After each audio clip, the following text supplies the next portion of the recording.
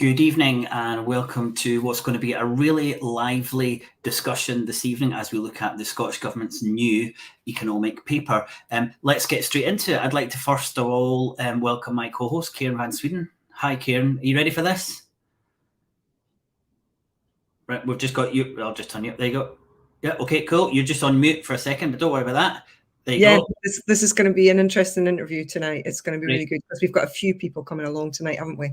Brilliant, yeah. And first up, we've got Craig Dalzell. I can never say that, it's really bad. Yeah, just the first and the last letter. Hello. And we have Richard as well. Hi. Hello. Okay, well, let's get going. Hopefully we'll have some questions and some comments, but I just wanted to start by asking you what you thought of the paper today. Richard, some good things, some bad things?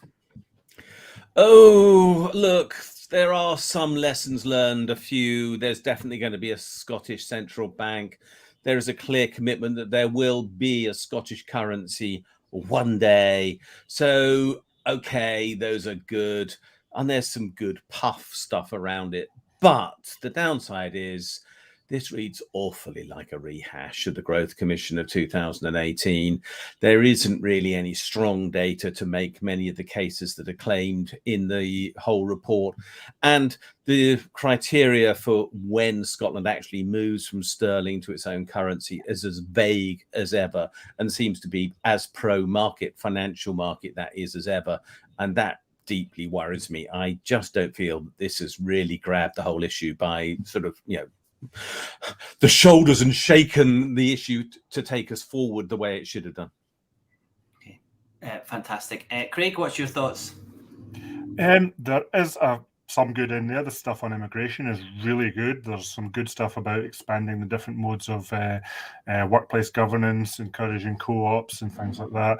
But as Richard says, I'm deeply disappointed with a lot of the stuff that does seem not even really much of a rehash from 2018. So this is in terms of the Sustainable Growth Commission? Yes. Yeah. Okay, Richard, can you remind us what was bad about the Sustainable Growth Commission and what's been kept in this paper that you thought may have dropped out? I was hoping we were going to see a much clearer pathway from the use of sterling to the use of a Scottish currency over a much shorter period of time than had previously been laid out. The Scottish Growth Commission, chaired by and it seems driven by Andrew Wilson, one time an MSP, basically said we'll use sterling until the time is right to switch to a Scottish currency, lay down a series of tests. They've been renamed today. I've even forgotten what the new names are. The tests have become different criteria, but fundamentally the same things. And there's going to be a long period of time. And this report makes it clear we're talking years between independence and when Scotland might use the Scottish currency. And in that period, some extremely rash statements are made that Scotland can survive, for example, with a fairly low level of reserves, which is very difficult for any country using a foreign currency, which sterling would be as its basis for its economy.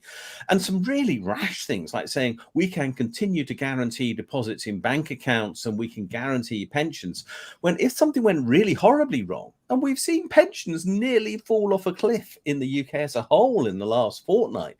If something like that happened, Scotland would not have the resources to actually have intervened, used its central bank to provide the currency that was necessary to resolve the crisis. And independent Scotland would be in the most almighty mess. So the promises made, to me, don't stack. And that's what's the bad thing about the Growth Commission was the promises made don't stack. And I'm afraid to say, I don't think they stack any better today. And that's really worrying because we're so much closer to the time when everybody would hope there'll be a vote. And this is not sufficiently good to persuade people who are wavering. That's worrying. Yeah, okay. Craig, looking back to the Sustainable Growth Commission, kind of same question for you. Is there anything that you thought was good in that Sustainable Growth Commission report that's still in this paper, or were you surprised that things that weren't great are still there? Well, I've already mentioned the approach to immigration is kind of the good thing that came out of the Sustainable Growth Commission back then. The Scottish Government improved on it since. with a paper in 2019.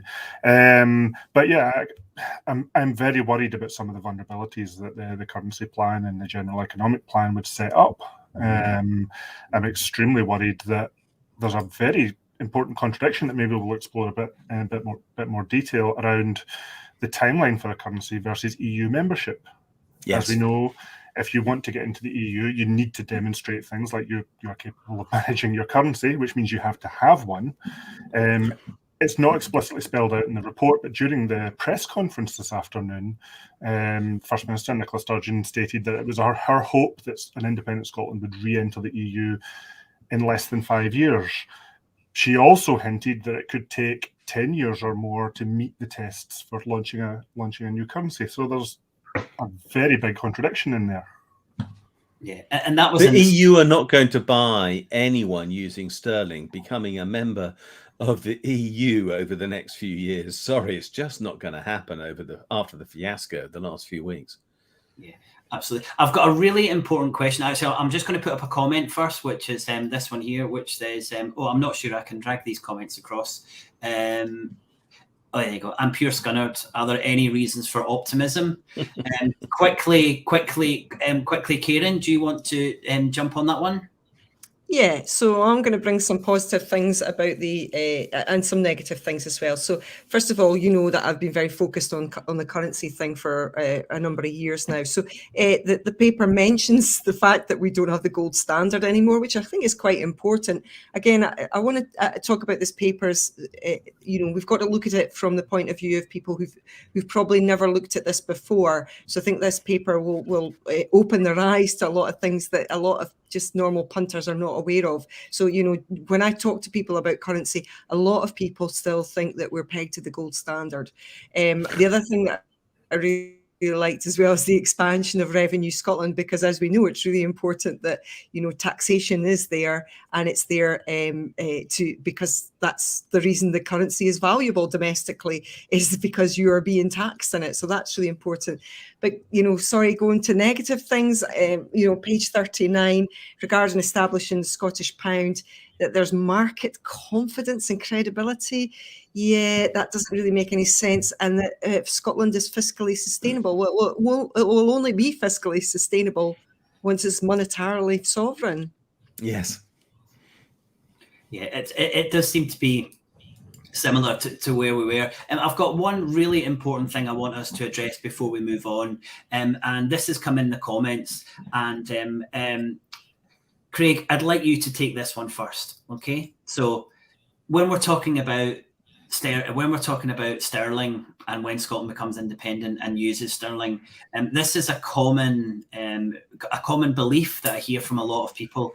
Sterling's not a foreign currency. Could you kind of explain, Craig, what you think it is? Is the pound sterling a foreign currency to Scotland, and would it be if we were an independent country? The word foreign is kind of irrelevant in that it will be a currency that's managed entirely by another jurisdiction, another country, another legislation, and Scotland will not have control over it.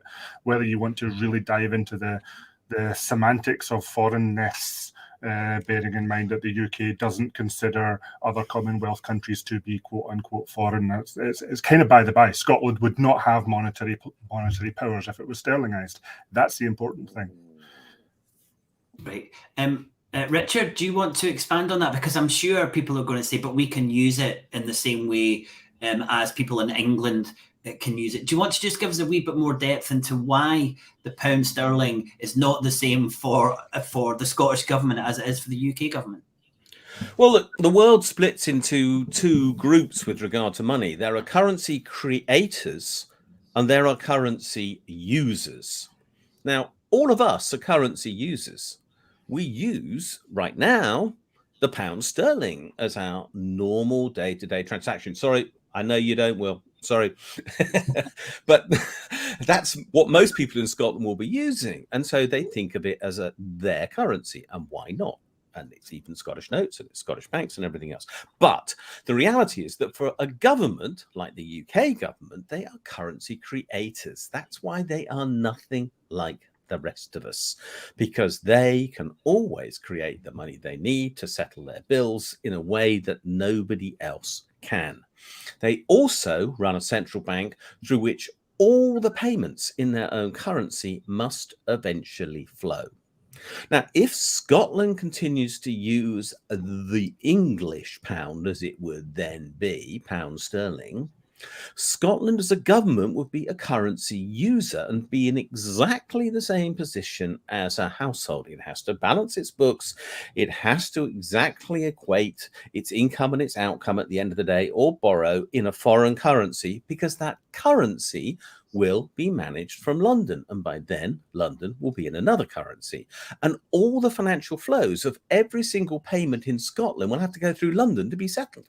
Now, you really have no control over your currency in that case. So we are talking about a situation where Scotland would be, well, literally out of control of its own currency. It would just be using sterling. There are almost no countries in the world that choose to do this. I agree there are some who peg their currency to another state. Denmark does peg to the euro, and Panama does use the dollar, and I think, who else is it? Is it Colombia uses the dollar? Well, I'm afraid they're not comparable states to Scotland because of either drugs or oil or whatever else, tax haven status. So they use the dollar for a different reason. The reason why no other country, anything like Scotland, does anything like Nicola Sturgeon is proposing for Scotland is because it's far too risky. The chance of it all going wrong is too great to take that risk. It's better to have your own currency and take your own risks than be at risk of something going wrong in another country over which you've got no control, but for which you may bear the cost. And that's why Scotland has to be a currency creator and not a currency user, and why sterling will be foreign, because it will be made in England, which by then will be another country. And just to finish on that, another comment again we've got here: surely after independence, then sterling will no longer exist, because sterling was brought about by the Act of Union. So there's an understanding that it is our currency, but because it was created then, kind of irrelevant to where it is now and what institutions and what underpins it. Would you just like to finish on that one, please, Richard? Well, look, I mean, 1707 is a long way away in terms of currencies. So much has happened since. The basis on which the pound is valued has changed. As Karen has just said, we're not on the gold standard anymore. We're actually a fiat currency, which means it's just backed up by the ability to tax. Sterling isn't what it was in 1707. Even if we don't call it sterling, let's just call it the English pound and the Scottish pound, and let's not worry about that term sterling. Call it the English pound. That will definitely exist, and that's what we would be talking about. Scotland would be using the English pound, not sterling, if you like, and that's perhaps a better way to think about it. Great. Okay. Thank you very much for that. Craig, why don't you start with this one? What's the panel's view on the likely Scottish pound value if we didn't actually own the resources? If we owned the resources, would its value not exceed sterling? So I think this is just a link to what underpins a currency. The best bit of advice I've ever had from a currency trader was that if anyone could reliably and accurately predict the Forex market, there wouldn't be one, because that person would have all the money. But I do take the deeper point of the question, saying that a country that owns those resources and can invest in itself, if Scotland can invest in itself in a way that sees those profits recycled back into our own economy, then that redoubles the value of that investment, and we can use that to bootstrap up the economy, to strengthen it, to make it more resilient. If we go down another route where we rely very heavily on foreign direct investment, for instance, and the paper today was quite proud of the fact that foreign direct investment employs a third of the Scottish jobs. We see that investment come into Scotland, but we see the profits from that investment leave Scotland. They go back to the headquarters of the company that created it, or worse, go into a tax haven somewhere. So if you think of inward investment, think of profit extraction.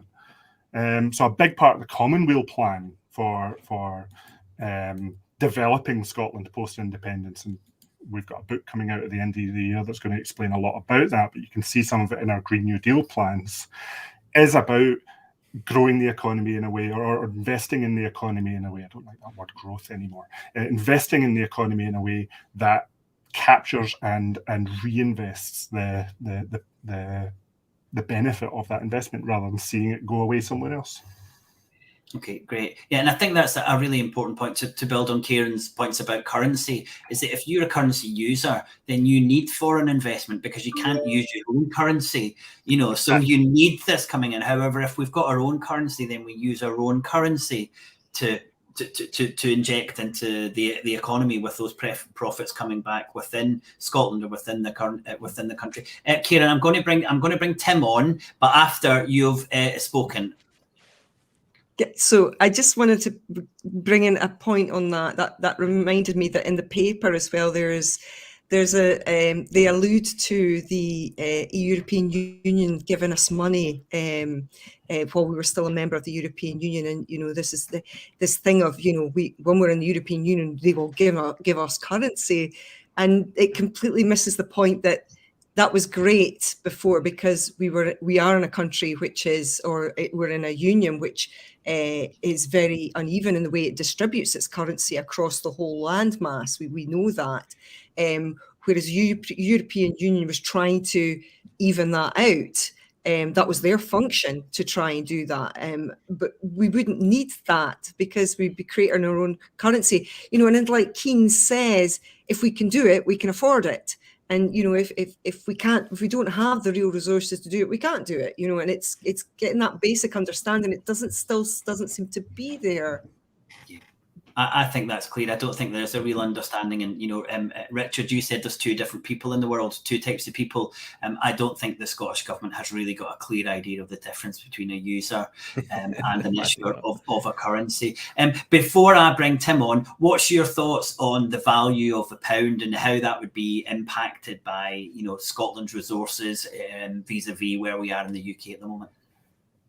I think that question was addressed to me, so I'm going to answer it in case I'm right. If I'm wrong, someone else jump in. Right. I actually think there's a very good chance, and this is the thing that most people don't seem to recognise in Scotland, that the Scottish pound could be worth significantly more than the English pound. I mean, how much significantly more? Well, easily 10% or more.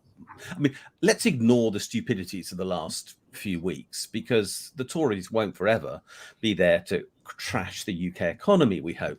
But talk about fundamentals, because actually there are some real fundamentals that actually also underpin the value of currency. One is, do you have a good tax system? And let's be honest, the UK tax system is not great. It doesn't collect tax from the right people in the right way, and it isn't invested in heavily enough. And I've written white papers for Weal and others saying, look, let's invest in a Scottish tax system so it really does collect the right amount of tax in the right place at the right time from the right people who actually owe it, and have a law that makes sure the right people do pay. So that's one element of this. The other one, which is really fundamental, is there a strong underpinning economy?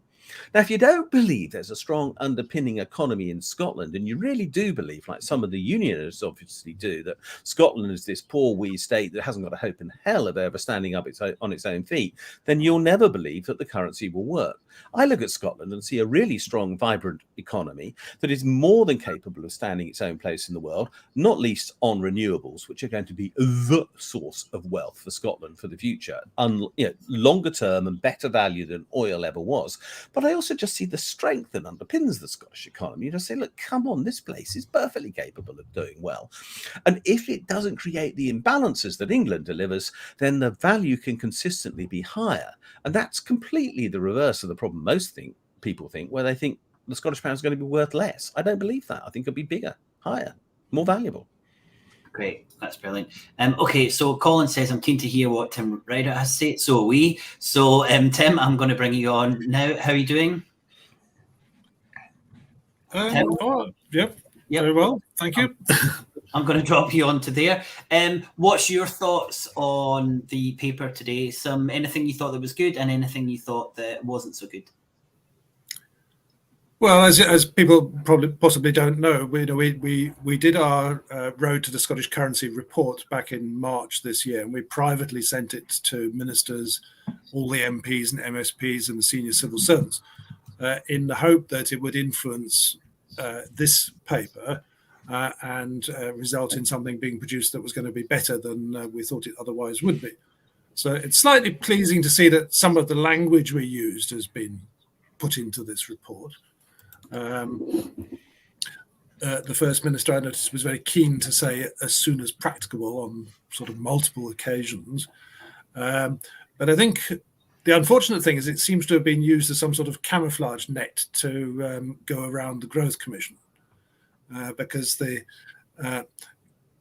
what we were trying to do was to say that the sensible position that we thought everyone in the Yes movement, including the First Minister and the Growth Commission, could accept, was that if you said we need to complete all of the preparations for our own currency, so that the post-independence government will have the opportunity to introduce its own currency as soon as practicable, it is then for that post-independence government to decide on the exact circumstances and the timing. So you don't need to discuss sterlingisation. You don't need any criteria, guidance, or other guff like that in the prospectus. You just leave it out. But unfortunately, it's all back in there. So the guidance and conditions or criteria or whatever it is just a sort of another term for 6 tests. And it's there. It's been put there as an obstacle. It's an obstacle to the post-independence government creating the new currency. Why are we trying to sort of put obstacles in the way of a government that's going to be existing in 5 or 6 years' time? You shouldn't be doing that. It's up to them. Leave it up to them. Say it's up to them. So I think it's an entirely avoidable problem. If they sort of simply, somebody had taken some notice of what we suggested, even actually maybe something radical like speaking to us, then we could have come up with a solution that would have been politically impregnable. Andrew Neil, First Minister, what's your position on currency? Well, we're going to do the same as every other country that's become independent. We're going to have our own. Where does he go from that? He's, that's the answer to the question. There's nothing much he can say. Yeah, it really does seem like it's a huge issue there, and there aren't many things that unite Scottish independent supporters and unionists on Twitter, but the position of the currency really seems to have done that, and certainly no one should be proud of that. Craig, Richard, any comments on what Tim had said there? Yeah, Tim hit on something that, again, Commonwealth's been talking about ever since our book on how to start a new country, which explained all of what infrastructure Scotland would need to build up between the referendum and Independence Day. It's actually good to see in the report it does talk about we will need infrastructure and institutions, and they need to be credible, although the report doesn't go into the detail about too many about what they are. Tim's point, though, is a better way of doing this, a more democratic way of preparing for independence, is to do what we call the future neutral approach, to set things up in a way that is much more policy neutral and would allow any future political party to present their manifesto for an independent Scotland, and for that manifesto to be possible at the point of independence, at the point of that first election post-independence. So setting up a situation where Scotland is sterlingised and there is no way to set up a Scottish currency within the first decade, for instance, wouldn't be future neutral. However, setting up a new currency and pegging it to sterling, or allowing it to be pegged to sterling, if you wanted to maintain close relationships with the pound, you could peg to the euro, and if you wanted to really rapidly push alignment with the EU, you could freely float it if you wanted to do something else. You have those options, and you can play with those options. And every party can debate the pros and cons of those options, and whichever wins the game, the race of democracy, can implement their plan. We need to do this with independence. It cannot be the purview of a single party, even if you completely agree with everything that party is putting out. You can't agree with the concept that you lock out other options. I agree wholeheartedly with that, Craig. I think that's absolutely right. And I said so on a Twitter thread I put out this afternoon. In here, there's an SNP view. And to be honest, it feels a bit arrogant. I think that's wrong, because the future of Scotland is not the SNPs. It will be a democratic country, and there will be other parties who are going to be participating. They need to reflect that in what's happening here, because those parties will eventually, if there's independence, be making the decisions just as much as the SNP might be on what actually happens. And I think it's incredibly important to recognise that now. Absolutely. Tim, before we let you go, could you just give us your understanding of what a central bank would do? Because there's talk around it having a significant amount of reserves in foreign currency, it being the lender of last resort, I think, and it being there to kind of underpin any financial distress in the Scottish financial system, and a few other things. I think it spoke about regulation as well. What can a central bank do if it doesn't issue its own currency, and how do you see that working as per the paper? Well, it can't do anything.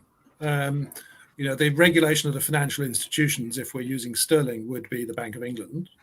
They're not going to let us interfere in banks which they're responsible for using their currency. It can't be the lender of last resort because it has nothing to lend. The report is wrong. The UK's reserves are not $150 billion. That's a gross figure. You have to look at the net figure, which end of August was 78 billion. So, even if the UK, $78 billion, that is, even if the UK did agree, which they won't, to give us 8% of the UK's reserves, that's only $6 billion, which is neither here nor there. The Royal Bank, which is basically the Scottish part of NatWest Group, has a balance sheet of £102 billion.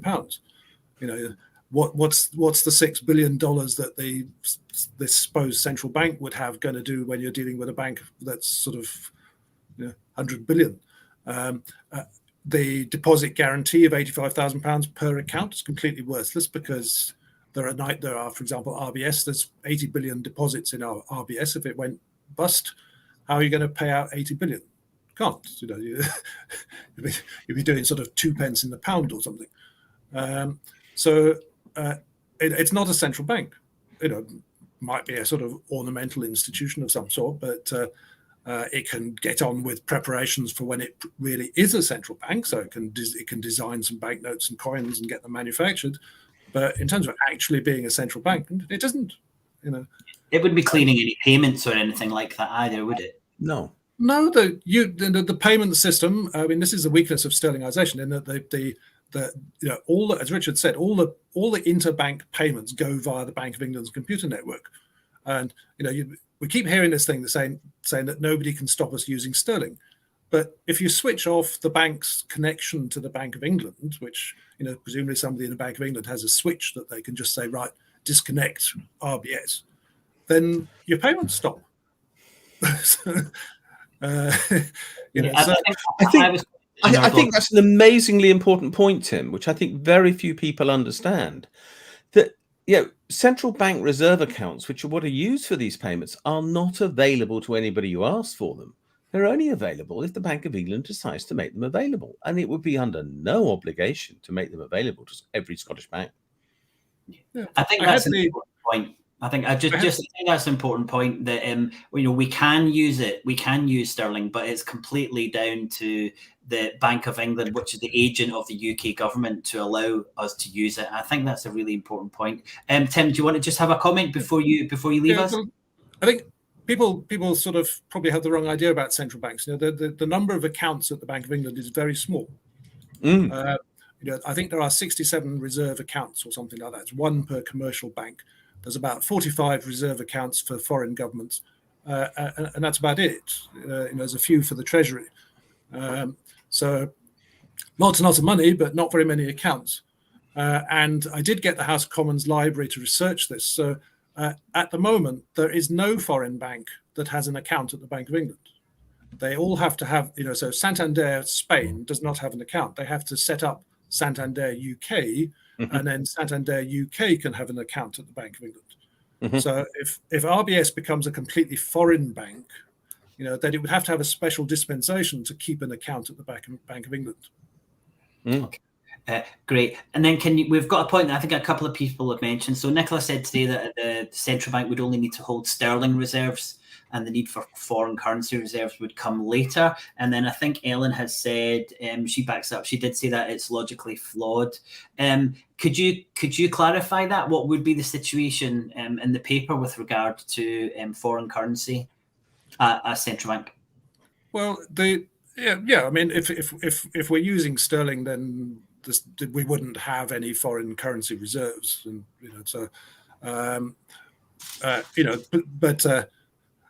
let's say we got the $6 billion from the UK for our 8% of the UK's reserves. So they're no use in dollars if we're so we'd have to sell those and convert them back to sterling, and then you'd have sort of $5.5 billion or something in the central bank, which is it's far too small. It's not enough. But it's just going to sit there. So it's not enough to actually be useful if there was any sort of crisis. But so it'll sort of languish in the central bank, not do anything very much. I think that changes completely in that. As soon as we introduce the currency, we sell the Scottish pound. So every Scottish pound that the central bank issues is paid for with a pound sterling handed in. So the new currency creates its own foreign reserves. You have to take off the repayment of sterling liabilities such as mortgages, but at the end of the day, the central bank will probably end up with something like 50 billion pounds sterling of foreign reserves. And it's not going to keep it all in sterling, but they would sell some and buy dollars, euro. You can buy some gold if you want, but you don't. There's some sort of erroneous idea that we have to have a sort of piggy bank, that we're going to sort of every month we're going to put 100 quid in the piggy bank in order to build up our reserves. You don't need to do that. You get them automatically. Yeah. Okay, fantastic. Well, there's obviously a lot even just to cover in that. Tim, thanks very much for joining us. We're going to interview you a little bit later in the year to get much more detail into your thoughts on the way ahead. But thanks very much for joining us. Yeah, you're welcome. Okay, well, I hope that was useful for you all to have Tim's point there. I've got a question around debt. And in the paper, Nicola Sturgeon said in the interview that we would kind of morally obliged to pay off a percentage of the UK. I think she used UK debt. I'm not 100% sure, but that's certainly what she was kind of commonly referring to, the debt that the UK government has at the moment. Craig, what do you think Nicola Sturgeon meant by paying off a percentage of the debt? And do you think that is a good idea? I can tell you what she said and what she meant by the paper. It's a copy from the 2018 Growth Commission report. Mm-hmm. It's the return of the annual solidarity payment, which is a payment to the UK. There's not a lot of details in this report, but back then it wasn't even a percentage of the debt. It wasn't even an accepted share of debt that you'd pay back. So saying, okay, we're morally obliged for 150 billion or whatever, we will pay you it back over this period of time. Back then it was simply, Scotland will pay the UK £3 billion per year indefinitely. Right? That was something we came out very strongly against back in 2018, that kind of indefinite payment without any hook to it, without any principal debt to pay off, or without any time limit. If there is a debt and asset negotiation and it results in Scotland agreeing that, okay, we are going to be responsible for this amount of debt in exchange for whatever assets, and there's going to be some amount of money owed from Scotland to England, it has to be time limited and amount limited. So we agree this amount and we'll pay it back over this period of time. If we're going down the more moral argument, saying, right, okay, we are leaving the UK, but our beef was with the state, not with the people of the UK, and our leaving should not result in more austerity for the workers in England, for example, which is a very legitimate argument, then can we do it another way? Rather than giving that money to the UK government to disburse as it sees fit, could we come up with an idea that Commonwealth played with in the past? How about a British aid fund? How about Scotland investing in areas of England that the UK state is leaving behind up to that agreed sum our moral liability to the rest of the UK. Okay, great. Richard, your thoughts on debt, what it is, and why are we agreeing to pay a percentage of it off?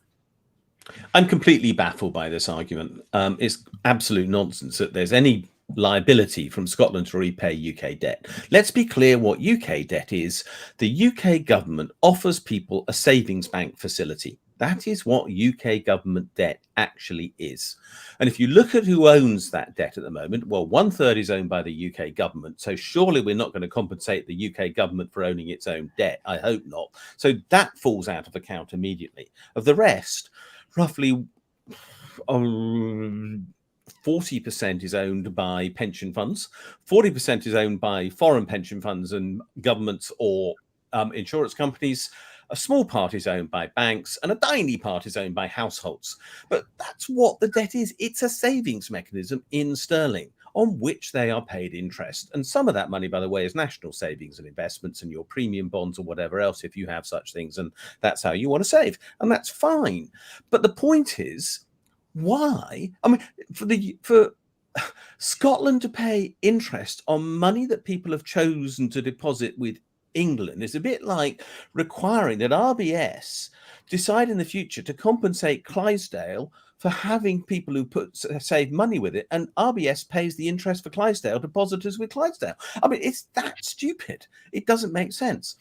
If people don't want to save with England after there's a split, they can save with Scotland. If Scotland has its own currency and its own debt, they can save in a Scottish government deposit account called a bond or a gilt or whatever else Scotland will want to call its savings bonds, and they can pull out of English debt. But that isn't something that we've got to pay for. Scotland doesn't have to pay England for the fact that there are some people who've chosen to stay saving in English deposit accounts maintained with the UK Treasury. So if we look at the actual substance of this moral issue is bizarre, because the economics make it clear that there's simply anybody has the right to pull out of English debt and move it to Scottish debt anytime they like. So let's talk about the reality of what's actually going on here. I'm baffled, completely baffled by this moral argument. Nonsense. And in the idea of successor state law, which you can also look at, Scotland has no obligation if England is the successor state on division, and England will want to be the successor state in law, because otherwise there's a risk that Scotland will get its seat at the United Nations. I don't think they're going to want that. So in that case, England is going to be the successor state, so the debt belongs to them. End of story. Let's move on from that negotiating position and stop the rest of the crap. Great. A couple of comments there. We've got my man Richard, which I think. Can I say something here? I think again, it's really important that people understand that the currency is a tool of the state. It's a tool of the state. If you're going to talk about debt, I mean, what you really want to talk about is, for example, how many people we have lost in Scotland, how much loss of population we've had, and I put this up on Twitter, I think about a year ago. I think at current, the Office of National Statistics said something that like per head of GDP averagely is around about £32,000 a year. You take that back to 1707 when we had 20% of the UK population. You want to calculate how much that was worth, in real resources, people working in this country, people who stayed in this country. For example, we had a mass diaspora after the First World War. 400,000 men left Scotland. This is the real resource that we lost. So, as far as I'm concerned, the debt is owed to us, and it's in real resources. The currency is just a tool of the state. Great. And I think the idea of this debt having to be paid off, it's never been paid off. No, England wouldn't be paying this debt off, but there is this idea that Scotland would contribute towards this debt, while England would be there just laughing as it builds up increasingly, an increasing amount of debt. It's really peculiar, and I think that's the one comment I wanted to make tonight, is that I'm just worried that the economic understanding of the Scottish government can really be called into question when it makes some statements like this that I think are really difficult to actually back up with the reality of how an economy and how a financial system works. So I think that's a real concern. I want to bring Cameron on now, because Cameron, I think, is going to be a wee bit more positive around the currency. And if we need anything right now, Cameron, it's a little bit of positivity from you. Welcome to the show, Cameron. Thanks for joining us. Thank you. I will do my best to inspire hope for us all in these dark times. I've been traveling around Edinburgh on my phone, scrolling through this paper with my partner, and she's been quite annoyed at me because we're trying to shop, and I'm like, no, there's a paper here, it's important. There were a few elements. I'm looking at this from a policy perspective, and there were a few elements that give me a bit of hope. Now, this is a bit of hope in the sense that real political elements do take advantage. So I think the first one for me was the fact that when it comes to the actual implementation of a new currency, it's no longer really that the 6 tests themselves will be completely defined by the central bank that do it. It's the decision of Parliament they'll do it. So it could even be a backbencher that introduces a motion to bring forward a new Scottish currency, which I think is what we really need right now if we're going to have any hope of avoiding any sort of long-term austerity or build up of foreign debt. And secondly, as well, the actual 6 tests, I know that in the original Growth Commission, they were very much internal policy for the central bank. They are now more deemed as recommendations for the actual politicians to take forward when going through them. Now, if the actual tests themselves are good, I think you've all already made the point that there's some very interesting questions here. And the one point also, which I thought was quite interesting, was in the actual paper, it does not talk about forcing a new currency. It makes quite clear that actually it would be a voluntary process of actually taking on the new Scottish pound, which is good because rather than creating a national launch day for a new currency and forcing that currency on all bank accounts, that would be a target for speculators. It's a gradual process of people accumulating the new currency, which in itself means that there's almost like an intentional shortage of it, which in itself would somewhat create demand for it. Now, that being said, there were a few things that did raise my eye, and I'm aware this has already been touched on. For example, some of the tests themselves were very odd. First of all, are the institutions themselves, have they actually been established? Well, if you state in the paper you're going to establish these institutions, and then when the test is, have you established it? It's kind of a useless test. Of course it is. You've said you're going to build it, and then you said, okay, have we built them? It's kind of flurry language there. The second one was fiscal sustainability. My favorite line was, does the pound have the change for the interest of Scotland? Now I rolled my eyes at this. It's like, what does that mean? What does the interest of Scotland actually mean? I mean, anyone can say this. The Conservatives could say this from a monetary policy view. The Greens can say it. Everyone can say it, and you're left with nothing. It's like Liz Truss saying, "Oh, we're going to have growth." What does that mean? Does it solve the issues with our supply chain issues? Does it solve the issues of creating of our labour shortages? Does it solve the issues of the fact we've got an insane Bank of England going with interest rate policy that is going to shove people into homelessness and bankruptcy? No, it doesn't say any of these things whatsoever. I mean, I've got a point there. Ellen's just, I think this is a clarification here, but it says she says that the paper, it's only been out a few hours, so I'm sure we're not all exactly on top of it. She said the paper says the Scottish Parliament can trigger the switch, but only the central bank determines the timing. So maybe it's worth us going back and seeing where we are on that. Ellen, thanks for that. We'll all have a look at that and see. The actual line says the decision about when economic conditions are right would ultimately be for the Scottish Parliament. So basically, if the conditions are met, then there's no way the central bank can effectively say no, unless we're saying the central bank is completely privatized, which would be absolutely insane.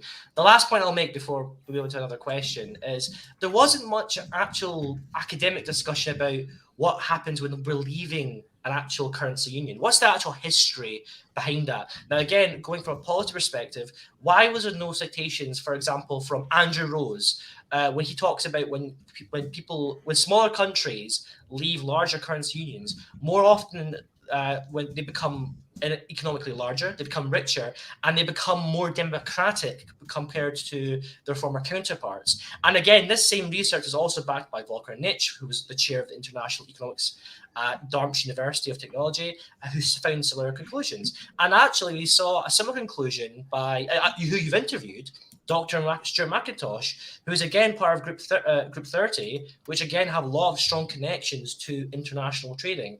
Now, again, why is a lot of this research not really cited? These are historical, academic, peer-reviewed policy papers that really show that, historically speaking, shifting from currency unions is completely doable. Yeah. And the fact that it's not there, the absence of it being there, drives me a little bit nuts. Yeah. We definitely have across all of those papers. I think they're much stronger when they're based on the literature. And Cameron, I know you met with I think it's Hugh Phil, who's the chief economist from the Bank of England last week. Yes. Can you briefly tell us why what your conversation was about and what you got from that? So first of all, there's two lively people there. It was myself and a woman called Sheila from the Hume Institute. David Hume Institute. And let's just say me and Hugh and Sheila, we had a lot of intense backs and forths.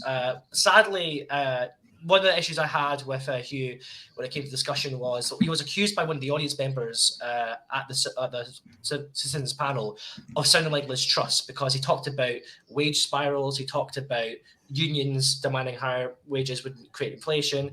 He talked about the fact that the Bank of England interest rates are forced by the US federal policy. Absolutely not true. These things are quite depressing, but I did touch on him when it came to Scottish independence. And I asked him a couple of questions. I asked him, first of all, do central banks run out of money? And he said, no, they don't run out of money, and they don't go bankrupt.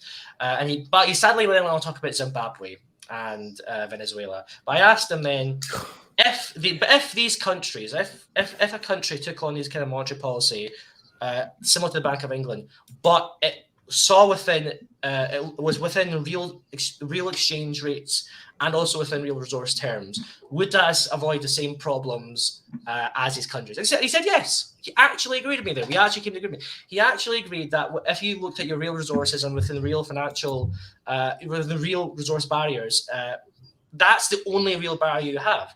And he agreed that, and he gave me a specific figure, and I think he said that if you focus within these terms, you could bring down the inflation rate from around 10% to maybe 6%. But he said that was off the cuff. The other thing I asked him was, could an independent Scottish central bank emulate these same benefits as the Bank of England? And he said yes. He said he could, but there'd be other problems an independent Scotland have to solve. And one of them was the market problems. And this again goes back to the paper, which is hugely lacking. One of the problems we've seen in the last few weeks was, it's not just because markets are revolting against Liz Truss. Whilst that's true, because Liz Truss and the government were going to spend 300 billion with no growth and no actual result. Markets obviously didn't like that. But one of the main problems we had was that we have a financial sector in which we're piling huge leverage, pension leverage into trade. We have absolutely no buffer to counter it when it comes to margin calls. So basically, the moment where we have two different interest rates and one of them offers a better a return for market traders, they're automatically going to try and sell their assets to try and undercut that. And that's when we get fire sales and margin calls. Now, we've learned absolutely no lessons from 2007 and 2008 building up to that crisis. And we just don't see the discussion of what kind of monetary financial regulation we're going to see when it comes to these sectors. Absolutely nothing at all. And the last point I'll make on Hugh Phil was in relation to, I'm going to link it to what Richard said. He said to me, now we discussed a lot, I'm going to write a lot about it, but one main point was, could the Bank of England refuse a reparation order when it came from the Treasury on spending. And he said it could. Now, obviously, that's not true. But because the legislation itself is so vague, he's almost allowed to get away with that, almost allowed to say he can break the law, which is very frustrating. And I really wished that, as has been stressed by SNP members in the past, that there was a piece in this paper that really showed that the central bank would be properly held accountable and was an arm of the government, which this paper lacks, and is quite frustrating. But going back to the sterlingization part, because again, Cameron, I just need you to finish up though, okay? If you just want to make yes, I will finish up. On that point. If we have sterling for a 10-year period, as is trying to be suggested by many from the right within the political realm of independence, Hugh Phil and others on the MPC committee, they will say no to any reparation orders from Holyrood or the Scottish government, because we simply have absolutely zero representation for that under sterlingisation. It is a completely dead-end zone, and that's why I think that little hope I have, which is the political aspect of pushing that timetable by Parliament, that's the hope we need to push if we're going to actually establish a new Scottish currency. That's all the hope we can give, but it's something there. But in the meantime, I'm sure we'll find some better things in the paper when we get to that. Cameron, thanks so much for joining us tonight. No we really appreciate it. Bye for now. Richard, I thought there was something positive in the talk.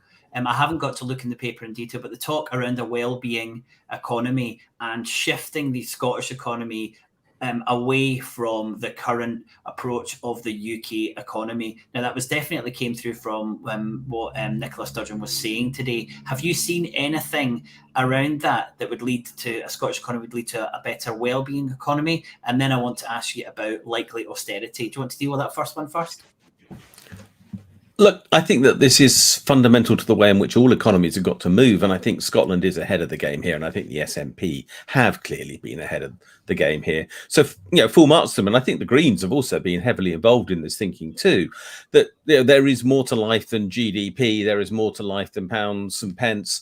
And that actually how we live and how we live in community and everything is really important, with a focus upon a care community, which therefore focuses on well-being. I actually, it's one of those things that politically appeals strongly, and I would describe as one of the strengths which actually is probably inherently present in Scotland, because as you all know, I don't live in Scotland, but I know quite a lot of Scottish people, several of whom have been banging messages to me during the course of this particular broadcast, passing all sorts of comments. But one of the things that is fundamentally different is I don't get the degree of selfishness, the isolation that exists in a lot of English communities. I think there is a stronger community sense in Scotland altogether. And I think that's also true, by the way, in Wales and Ireland. They're just different. And the English just don't understand that and why they're so different. And I think that strength is really important. So I welcome that. The same as Craig pointed out, the whole thing about migration as a strength, and the whole discussion about the EU as a strength. There are good things in this paper. I just have this massive bar I've got to jump over before I can get to the good things. If only I could jump over that bar of the currency, then there's lots of things to celebrate in this paper. But, that's the obstacle to progress. Okay, Richard, you didn't touch on austerity, so I'm going to ask Craig to deal with that one. A lot of people are saying that austerity is baked in with this proposal, because if the economy doesn't grow and we're not allowed to deficit spend to a specific or a certain extent, then we're going to have to cut spending. Is that your reading of it? Yeah, that's it. And the original Growth Commission report back in 2018 went even further, saying that while they weren't going to cut budgets in cash terms, public budgets in cash terms, they were going to only grow public spending at GDP minus 1%. Well, what happens if your GDP doesn't, is zero or shrinks? Or if the only mechanism you have for increasing your GDP is by increasing your population through all that good immigration stuff, if your GDP per capita is staying the same because your GDP is only growing because more people are in Scotland, but you're shrinking your public spending as a percentage of GDP. Well, now instead of giving your school of 1,000 pupils a budget to cover 1,000 pupils, you're now trying to cover 1,200 pupils with the same budget, with the budget of 1,100 pupils. So your budget per capita shrinks. This report doesn't go into that detail, doesn't exclude it either. There's a lot of I would like to pick up on the wellbeing stuff as well, because I think the Scottish Government has a bit of a wrong idea about what a wellbeing economy is. If you read their stuff on wellbeing metrics and wellbeing economics, their official published stuff, they're still talking about GDP growth as a driver of increased wellbeing. Yeah. That's not much different from the trickle-down economics that Truss is putting out. A wellbeing economy is about increasing the wellbeing of people regardless of what GDP is. Yeah. If we demolished consumer capitalism, and instead of Richard there buying all those lovely books behind him, he just borrowed them out of a library when he needed them, and I could go and borrow them when I needed them. You know, we're buying fewer books, but all getting the benefit from them. Do the same with power tools in your tool library, clothes in your clothes library, and other sharing. You know, the car you're renting for the day instead of owning. You can increase the well-being of everyone and actively shrink GDP. And if you consider that to be a good thing, you accept well-being economics. If you are looking at your GDP figures and worrying that they're going down while the health and well-being of everyone is going up, you don't believe in a well-being economy. Great. Okay. Can I come back on that for a second? Because the austerity point is important, but also, I mean, let's be blunt. I mean, one of the ways in which I read an economic paper, because I have been involved in teaching economics, and I have marked students' papers, and I'm even involved in supervising PhDs and things, and boy, was this a fail at that level. I mean, frankly, I don't think this would have passed an undergraduate test, let alone a postgraduate test of economic competence. There's just so many loose ends, so many things not resolved, so many arguments which are unclear, so much loose evidence. I mean, jurors was used as the basis of one argument, you know, my bête noire of jurors. And it was never explained how the 24 billion difference was actually going to be made up. It was just said, well, we can cover the day-to-day expenses, jurors show so. Therefore, we can cover all the costs. Yeah, pardon, how? I mean, why even use it as a basis for evidence? But on austerity, I mean, again, lots of rubbish in this, if I can be honest, blunt language, but really poor thinking about things like fiscal rules. Nobody knows why we have a fiscal rule that says 3% of GDP should be allowed, except the Bank of New Zealand did it once, and therefore everybody copied it. Nobody knows why it's 3%. Nobody knows why 2% is an inflation target. Nobody knows why these things should guide us towards well-being or prosperity or whatever we want to do. They're all just totally arbitrary. And yet they're there to set up the Scottish Government to fail. Actually, if Scotland is growing in population or in real size, or there's a growth because of inflation, and most countries want inflation, you need to run a deficit to pump money into the economy to simply meet the demand for money for exchange purposes. Therefore, this artificial constraint is actually guaranteeing a built-in bias towards austerity, which is unnecessary. Let's have an intelligent discussion in Scotland about what the goals are to meet the needs of people, not some arbitrary spreadsheet rule which keeps somebody who's sitting in a university happy by being able to say, oh, look, box ticked, which is exactly what was going on in that section of the report today. Not one of its best bits. We really need to do better than that. And surely Scotland, which has got some decent economists around, should be able to do that. But they're clearly not writing this stuff. Yeah. Okay, and of course it is only 110 pages, I think. You know, the idea that you could cover anything in depth when you're talking about a new economy in 110 pages, you know, there's not 110 pages of information, there's probably half that.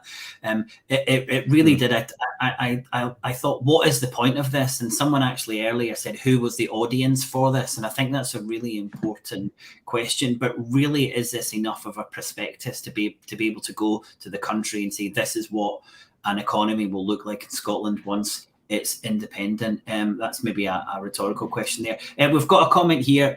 Craig, could you do this one? Based on the economic paper, do you believe the SNP are serious about winning independence? Richard, so you're laughing. You might as well have a stab at it as well. Craig, do you want to go first? I believe they're serious. I mean, I don't believe they're producing these reports in order to try and throw the race or something like that. I just think they could do better. I have been encouraged by more than one SNP politician tonight to be kinder with my words to make sure that the SNP stays on track. So perhaps I should be kinder. But on the other hand, not that much kinder, because do better, resubmit your homework seems to be the answer here.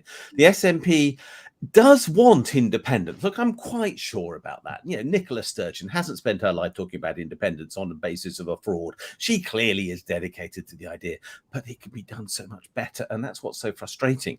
It's not that I don't believe in the SNP wanting it. I just think they should do it better deliver what is so obviously possible. Great. We've got wrong one. Probably the most important question of the night, considering the discussion we've had. How can we get the SNP to change their thinking on paying the Westminster debt and on the immediate creation of our own currency? Richard, any thoughts? And then I'll ask Craig and Kieran, if you do want to jump in with that, then please do. Any thoughts? Look, I've got thoughts, but will they actually work? I mean, I bang out ideas all the time, and I know they're noticed. And I know the SNP will be reading that Twitter thread I put out tonight, and some of them are clearly not totally happy with me. I don't care about that. But do the SNP listen is the problem. And that's where the issue is. And that's where I'm going to throw this back to those who are actually inside the SNP hierarchy and say, look, yeah, hands up here, and Tim earlier on perhaps, and so on. You know, you've got the job of banging your head against that sort of brick wall that appears to be around the centre of the SNP, which doesn't seem to want to listen to what the membership are talking about, because it's very obvious that the SNP membership know that there's issues to deal with. How do we get that message through to the centre? I don't know. I can't answer that. I don't know the centre and the route into it. Kieran, I've dragged you across to the big screen, so that means I'm hopeful you'll comment on this. Any thoughts? You're on mute again, Kieran. Just take your mute off. Sorry. I'm trying to stop my Twitter from irritating everyone. Yeah, again, often people within the SNP talk about, do you think the SNP? And I say to them, you are the SNP. So, you know, everyone has the ability to influence the leadership. It's turn up at your branch, speak your mind, speak your truth to the people at the executive at the branch or the elected members that turn up at the branch. Get busy with that. You know, that's the, you know, if you're a member and you know this, you have to keep banging on about it all the time. I mean, me and Tim have been pretty busy with it. I mean, Tim in 2019, and then we brought our resolution to conference about getting the central bank organised as quickly as possible, which was accepted by the membership. So for me, I've seen big changes in the past 4 years, where the First Minister was in 2019 talking about us having a deficit, which we don't have because we don't have a currency, to now talking about having our own currency and having our own central bank. So these are really positive things as far as I'm concerned. We're on a journey. It's slow, but it's going in the right direction, I think. Great. Richard, I know you're incredibly busy, so if you do want to head off... I'm okay. You okay? Yeah. Craig, are you okay to stay for another 5 minutes or so? Yeah, can I just pick up one last point on that question, though?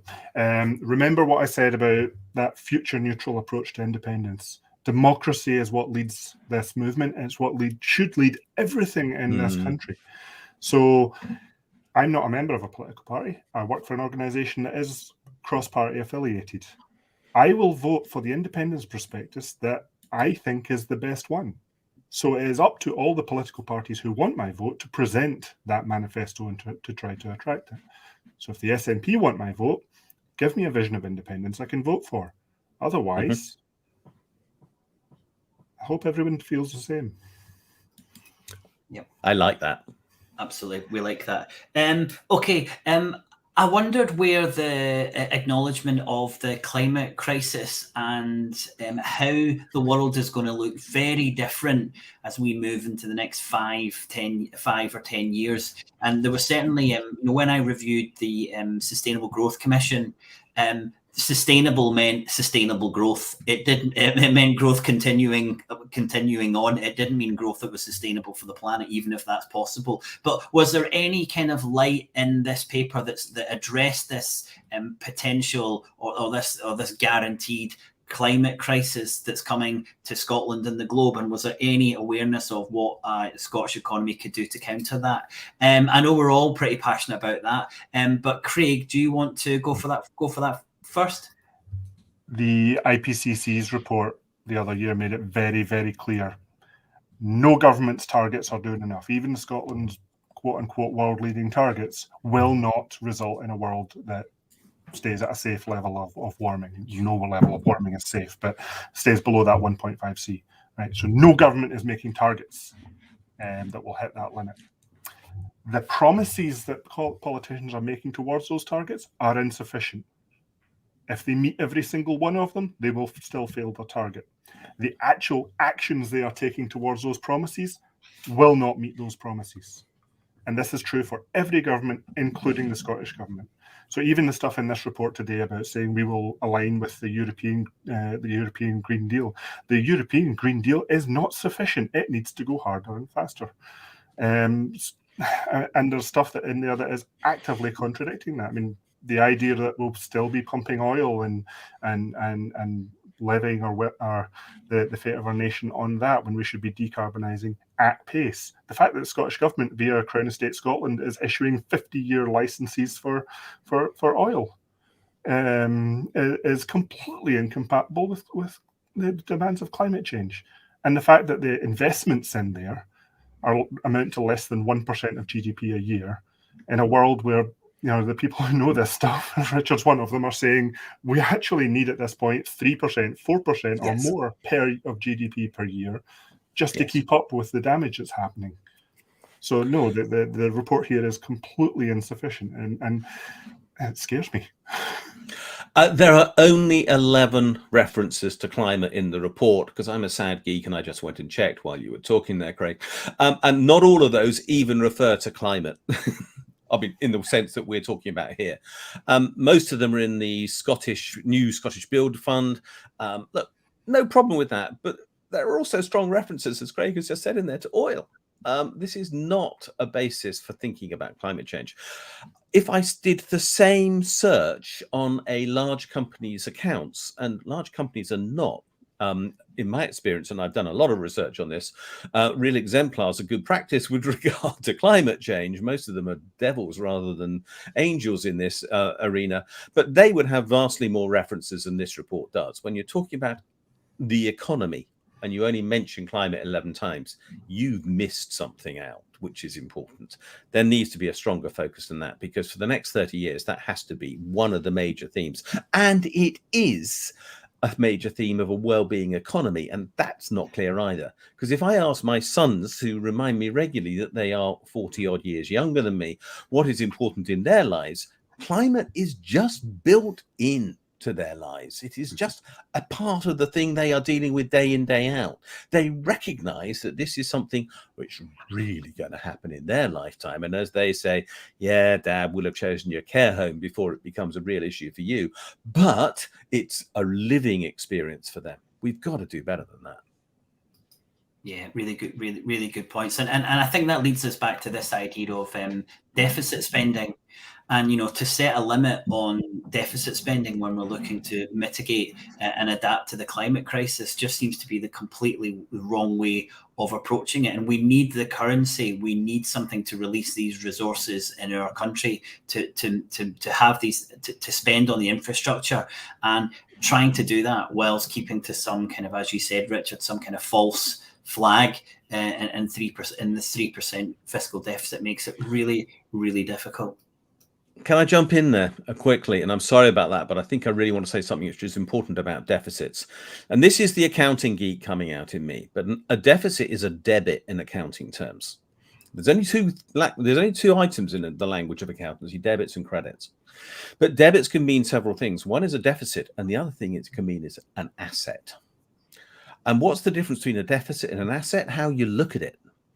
You can call your spending on going green and sustainable deficit spending, or you can say, I've helped build a stronger, more sustainable, deliverable future so that the young people of Scotland have hope.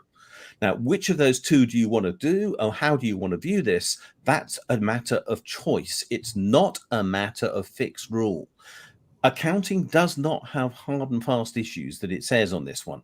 And I believe we've got the national accounting wrong when something which is so obviously right is apparently something that we're constrained from doing by some, as I've called it earlier, a stupid spreadsheet rule which says we can't do it. Okay, fantastic. Well, that also, so please that, go on. That also brings us to that point I made earlier about the need to capture the benefits of investments and not see them leave the country through foreign direct investment. If we encourage an oil multinational to invest in our offshore wind, as they did earlier this year, then the profits for that will go into the pockets of the shareholders of that oil major. If we encourage the national energy companies from Denmark and Sweden to invest in our offshore wind energy, as they did in January this year, then the profits for that go into subsidizing the public services of Denmark and Sweden. Yep. If we had our own energy company and we were using that as a vehicle to invest in our own renewables, the profits from that could go into building the next set of renewables or the next set of climate change mitigations, insulation to homes, better heating systems, deconsumerizing the economy, whatever. The profits from that could go into the next round, and we recycle those investments and we transform the economy rather than allowing some shareholder to buy a bigger yacht or probably a private jet, which you will then use his land holdings in Scotland to recycle the carbon credits through. To offset, indeed. Okay, well, I'll just a few of the comments there. So, thank you very much for your contributions. There's so much more to look at with this paper. You know, it's only been out a few hours, but we have had a lot of people saying thanks for us getting into a little bit more detail. Before we disappear, any of you three would like to give us some final thoughts? Well, I'd just like to say that clearly Richard has a fan there. Hello, Amy. Can I pick up a comment by Colin in the questions, the one he had at 9:08? What happens if during the interim we were using sterling and there was an economic shock? That's exactly what I'm worried about, Colin. Scotland would not be able to manage such a situation. It hasn't got the resilience if it uses sterling to manage a crisis. Do we have crises? Yeah. How often? Frequently. You've hit the nail on the head there. I'd love to answer some of the other questions, but that one is critical. Absolutely at the core of this. Yeah. Okay. Craig, final thoughts? Only to reiterate the absolute need for a serious climate change agenda. And for me, that is the critical thing going forward. Scottish independence is absolutely a part of that. It is a tool that will enable us to do that far, far faster than we'll get from the UK of any shape or form. But we need to do it right. And I need to see more politicians stand up and say, we need to do it right. And this is how. I didn't see that today. Okay, great. Well, David, I think that's a positive comment to end on. That we've covered a lot of issues, and I don't know if there's planning to be a paper on the climate or the environment or Scotland's natural capital or wherever we are, but hopefully there might be something that looks in that to a lot more detail, because it was kind of a Herculean task to try and write a paper that gives a perspective for an independent Scotland, and in no way was everyone going to be happy. But it looks like I put that question up at the start. I think it's an updated version rather than new vision. Kieran, what one would you like to go for? New vision or updated version? Updated version, yeah. Updated version. Updated version, and not very well updated at that. And Craig? Is it updated enough to call it updated?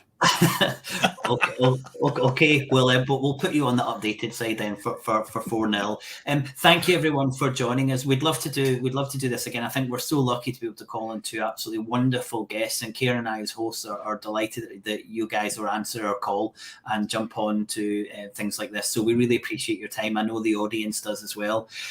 Thank you to everyone who's joined us. There's people who were on before. You can hear my throat's getting a little bit sore now. Everyone who's on our previous one and on now. So thanks so much for your time. And hopefully we can get into a little bit more detail of the paper over the next week. Thanks so much. Bye for now. Bye. Cheers, everyone. Thank you.